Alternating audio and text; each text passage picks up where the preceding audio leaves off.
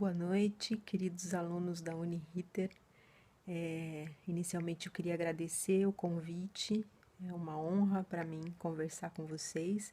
Agradeço muito o convite da Alexandra e vou tentar aqui seguir o roteiro que ela me mandou, né, com algumas perguntas para vocês. Então, para começar, né, o meu nome é Marília Lúcia de Melo e Castelo Branco. Sou mais conhecida como Marília Castelo Branco, porque meu nome é muito grande. Eu moro em Ribeirão Preto, São Paulo, há 18 anos, mas nasci em São Paulo, capital. A minha história é bem simples. Eu me casei muito nova, casei com 15 anos e fui casada durante 20 anos. É, me, Nesse primeiro casamento, né, que durou 20 anos, eu tive dois filhos. Na verdade, fiquei grávida 4 vezes. Duas delas foram abortos espontâneos bem no comecinho da gravidez, mas eu tive a minha primeira filha, a Leia, que hoje tem 37 anos. Tive meu segundo filho, Natan, que hoje tem 34 anos. Depois eu tive dois abortos e não tive mais filhos até o final do casamento. Em 1999 eu me separei e, e já morava aqui em Ribeirão Preto. Depois eu tive um outro relacionamento que durou mais ou menos 5 anos. A gente não pretendia ter filhos, mas com 39 anos eu engravidei assim de uma forma bastante inesperada, porque eu tomava bastante cuidado, porque eu já tinha filhos adultos. E durante a gravidez todos os exames foram feitos, nada que justificasse um exame mais invasivo. Até que quando o meu terceiro filho, né, o Thales, nasceu, ele não chorou. Foi uma experiência bastante dura, assim. Ele era um bebê muito pequenininho, com problemas graves no coração. E 30 dias depois foi diagnosticada a síndrome de Edwards. Foi um choque tremendo para mim, porque até então eu nunca tinha lidado com problemas reais. Eu tinha algumas histórias de depressão, eu fui uma criança muito apegada à casa, à mãe, e depois me casei muito cedo, senti a falta dos meus pais porque fui morar fora, então eu vivia triste, deprimida, mas eu nunca tinha convivido com problemas de saúde muito graves, eu não sabia o que era isso. A experiência é de fato muito dura, porque além de tudo, eu acho que a mãe, ela se culpa, né? Isso passava muito pela minha cabeça, tipo, eu consegui fazer os primeiros filhos nascerem saudáveis, esse eu não consegui. Hoje eu leio isso assim, como uma certa prepotência, né? Hoje eu acredito num monte de coisas que eu ainda não acreditava nem conhecia naquela época. Mas a experiência é muito difícil. Eu acho que as maiores dificuldades que a gente tem com um filho especial, primeiro é a aceitação. É muito difícil aceitar que o seu filho tem alguma coisa que você não possa resolver, né? Que não tenha solução. Isso é devastador, assim. Para mim foi necessária uma conversa comigo mesma muito séria durante bastante tempo para aceitar, né? Eu acho que a gente tem toda essa hoje em dia essa mania, ou enfim, a gente é bombardeado com uma coisa de proatividade, né? Como se tudo tivesse na nossa mão e não é bem assim, né? Talvez esse seja um grande ensinamento dentre todos os que eu tive com o meu filho, é que a gente tem controle sobre muito poucas coisas, né? Algumas coisas a gente vai ter que viver, né, sem muito questionamento, mas elas estão aí para serem vividas, simples assim, né? Sem muito saber o porquê, enfim. Quando eu soube que meu filho tinha uma doença rara, então, como eu estou seguindo o roteiro aqui, foi um choque muito grande, assim. Eu não esperava passar por isso, de forma alguma, eu não esperava passar por isso. Eu não, eu fiquei chocada, eu fiquei doente, fiquei deprimida, precisei ir para o psiquiatra tomar remédio porque eu fiquei louca. Eu fiquei completamente descompensada, né, com essa notícia. A gente é muito mal preparado para as coisas que vão contra os nossos desejos. E eu tinha sempre os meus desejos atendidos, e a primeira vez que isso não aconteceu foi realmente devastador, devastador. Eu tive apoio, sim, da minha família. Meus pais moravam em São Paulo, eu já morava aqui em Ribeirão Preto, mas eles eram mais velhos, então eu queria poupá-los. Eu tinha os meus filhos já adultos, né, os filhos mais velhos, mas como mãe eu também não queria preocupá-los tanto. O pai do Thales, né, o meu segundo marido, ele acabou deixando a gente.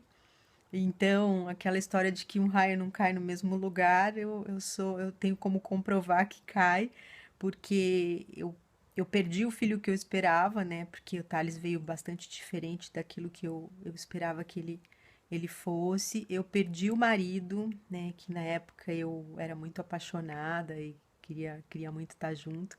E perdi o trabalho, porque nós éramos sócios. E diante daquele, né, daquela coisa toda, daquele tsunami que passou na nossa vida, a gente acabou desfazendo a sociedade e eu fiquei sem absolutamente nada. Então eu não tinha marido, não tinha dinheiro, eu tinha uma casa para morar, meu filho tinha um plano de saúde e as coisas ficaram bem difíceis. Nessa época da minha vida também eu descobri a importância dos amigos, né? Eu tive alguns amigos, não muitos, mas alguns que foram verdadeiros irmãos, assim, que atuaram mais até do que a minha própria família.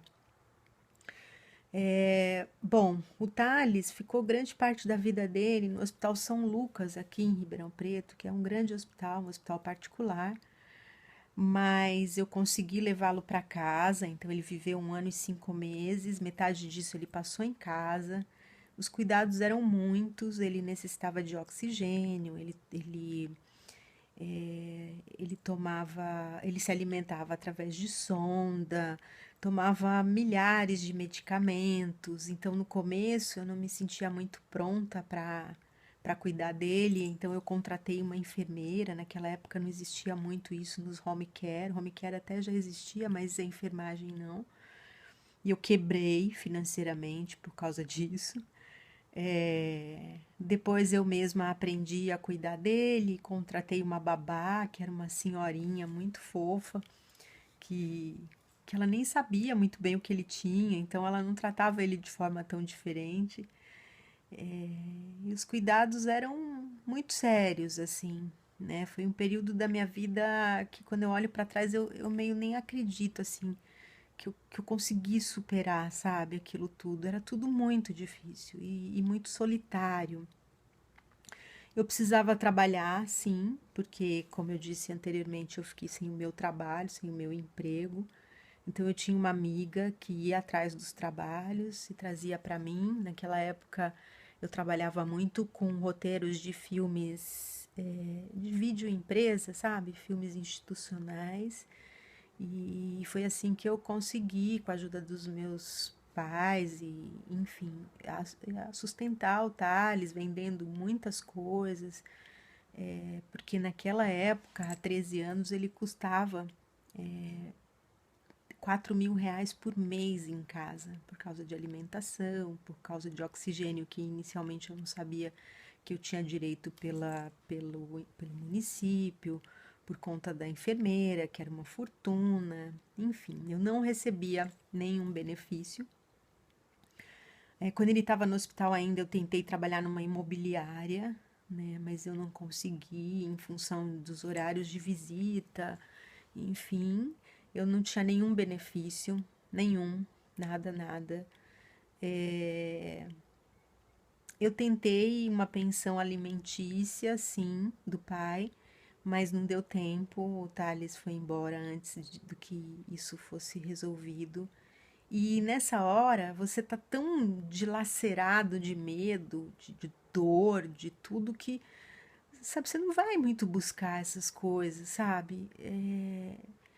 É tanta coisa. Você tem que se preocupar com o nível de oxigênio, né? Se a alimentação tá dando certo, se a criança tá dormindo, que, sei lá, tudo parece que fica, parece que você tá num outro planeta, assim, num outro mundo, sabe? É um negócio difícil até de explicar. Em relação à doença, né, tudo começou, né, daqui a pouco eu vou contar os desdobramentos dessa história toda, mas porque eu não conseguia acreditar que o meu filho tinha 30 dias de vida, como diziam os médicos inicialmente. E naquela época eu tinha recebido um convite, né, para participar do que hoje a gente chama de rede social, mas nem se chamava assim naquela época, em 2004. Era o Orkut. Então eu fui lá e vi que tinha aqueles espaços em comum onde as pessoas dividiam interesses, né? E abri uma comunidade chamada Pais de Crianças Especiais com a única intenção de achar alguém que me dissesse que estava todo mundo errado e que meu filho podia viver, né? E eu gostava muito de fuçar na internet, então eu sabia assim sobre a doença. Eu sabia sobre a doença, eu pesquisei sobre a doença, eu conheci outras famílias, né, cujos filhos também tinham síndrome de Edwards e outras síndromes genéticas, mas entrar nesse mundo foi algo extremamente doloroso para mim, sabe? Era como enfiar uma faca no peito, assim, todo dia, sabe? Mas eu queria ajudar meu filho. Eu queria muito ajudar meu filho e eu fui, né, enfrentando e tal. Como eu disse, eu tenho mais dois filhos, sim. Os meus filhos me ajudaram muito, os meus filhos adultos, né? O meu segundo filho, o Nathan, ele me deu um chacoalhão assim que me colocou na realidade de novo, quando ele disse que estava desapontado comigo, porque eu estava lá jogada, deprimida. E se aquele bebê fosse ele, será que ele teria conseguido sobreviver? Essa foi uma história fortíssima, assim. Eu tô contando rápido porque eu sei que eu tenho pouco tempo, mas eu levei um soco na cara, né? Mas que me fez acordar que eu era a única mãe que aquele bebê tinha e que as mães são insubstituíveis, né? E eu devo isso ao meu filho, que me deu esse toque, assim, numa hora muito difícil, mas que valeu muito para mim. Os meus filhos amavam o irmão, né, os filhos mais velhos. Eles me ajudaram muito, eles foram maravilhosos comigo. Eu não tenho o que dizer, assim, eu tive a ajuda do meu ex-marido, do meu primeiro marido, da esposa dele, né? Então o Thales ele fez com que eu acessasse, né, o divino dentro de mim, a força, né, que cada um de nós tem dentro de si mesmo e ao mesmo tempo ele fez com que o amor, né, aparecesse em todas as pessoas que souberam da história dele, com algumas exceções dolorosas, mas muitas pessoas. Bom, o que que eu pensei no momento que eu soube da doença? Eu acho que eu tive uma experiência de morte, sabe? Eu acho que eu morri. Assim, a minha surpresa foi tão grande por estar passando por aquilo que assim, tudo ficou preto e branco, sabe? Eu ficava pensando, buscando alguma coisa, alguma referência dentro de mim que pudesse justificar o que eu estava sentindo e eu não encontrava. Foi muito duro, muito duro. Bom, então, o que que acontece, né, eu acho hoje? O que que eu aprendi, né? Eu aprendi que hoje eu tenho um respeito muito grande por essas crianças, sabe? Eu acho que elas são mensageiros do universo, né? Porque eu acho que o universo ele conversa com a gente através dos acontecimentos. E aí, né, ele manda essa vida, assim como ele manda outras vidas, né, para conversar com a gente. E esses bebês, eles são mensageiros no sentido de nos ensinar a aceitar coisas, que o controle não está na nossa mão, né? Que existe uma vontade maior do que a nossa. E que mesmo nessa experiência tão dura, existe algo construtivo, né? Algo melhora, que nos aperfeiçoa.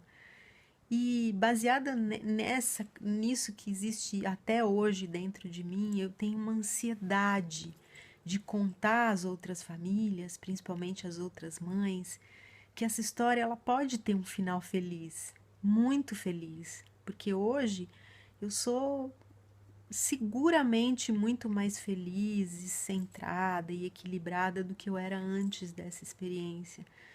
E eu meio quero contar isso para todo mundo. Então eu acabei fundando, né, essa associação que